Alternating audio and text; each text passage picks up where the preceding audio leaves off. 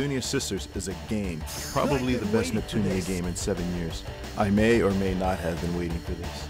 You play as Nep, the Gear, who was frozen in time during the mission to her friend's basement.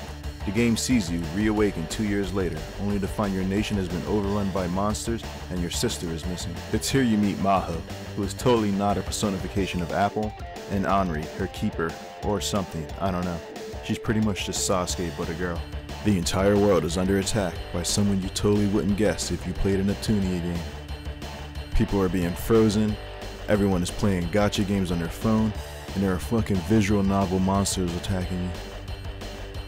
It's at this point you decide to take back your nation, so you team up with the other sisters and goddesses. First, your best friend, gun nut, and lover, Uni.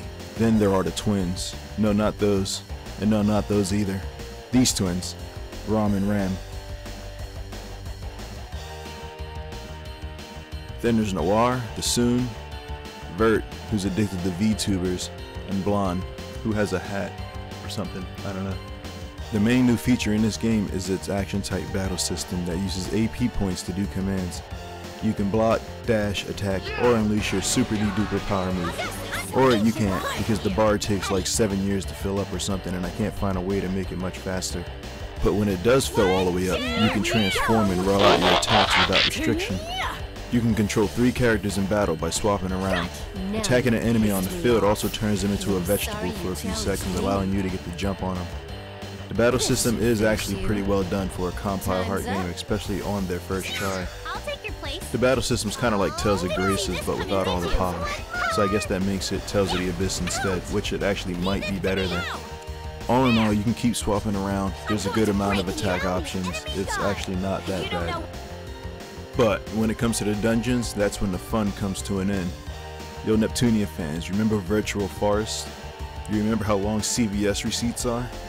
Well, what this game did was combine the two, so now you have super long dungeons with super long hallways. You're going to be spending a lot of time running laps in these dungeons because there's only like 5 versions of them, and they appear all the time. Honestly, getting lost in them is easier than a second grade math test because everything looks the same room to room. There is one exception though.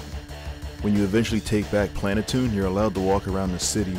You have the occasional low poly NPC walking around, but they actually look better than the ones in Sonic 06 or those buff chicks in Pokemon.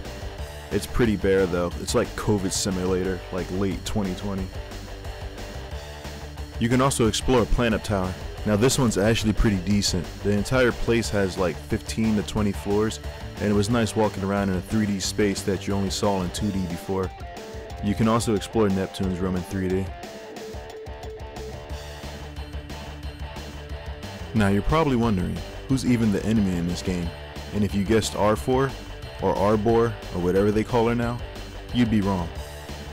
The real enemy in this game is the fucking camera, which doesn't let me go as low as I want. You're not looking at my underwear, right? I bet this had something to do with Sony, but I'm not going to say it had something to do with Sony. It was either that, or they didn't want to let you know that Nepgear was somehow missing her pink stripes.